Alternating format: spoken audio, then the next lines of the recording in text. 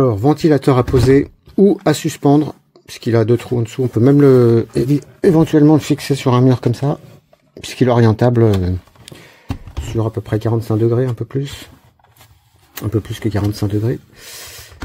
Alors, il est entièrement en ABS. Il a une large base qui permet de lui donner une super stabilité. C'est un 7 pales. Et sur le fonctionnement du moteur, on va le mettre en route. On peut le régler super précisément. Alors, je vais éteindre la lumière, comme ça on verra bien l'écran.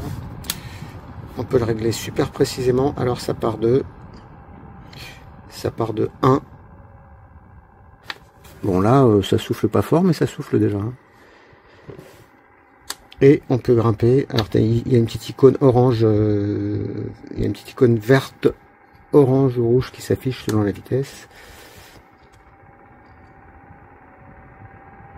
Voilà, là on a la moitié à peu près, enfin moins, 73. Il monte jusqu'à, on va voir ça. Là, on est à 100.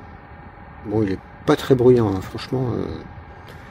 Là, vu le souffle déjà, alors le pourcentage de batterie restante s'affiche à chaque fois qu'on change le réglage. Alors là, on est à peu près la moitié. Allez, on va grimper un peu dans les tours. Alors là, j'ai le nez et la bouche devant, j'arrive même plus à respirer. Voilà, je vais le tourner un peu parce que il souffle bien. Hein.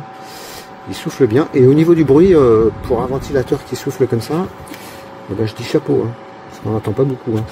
Alors si on aime travailler sans qu'il y ait de bruit, eh ben, c'est super.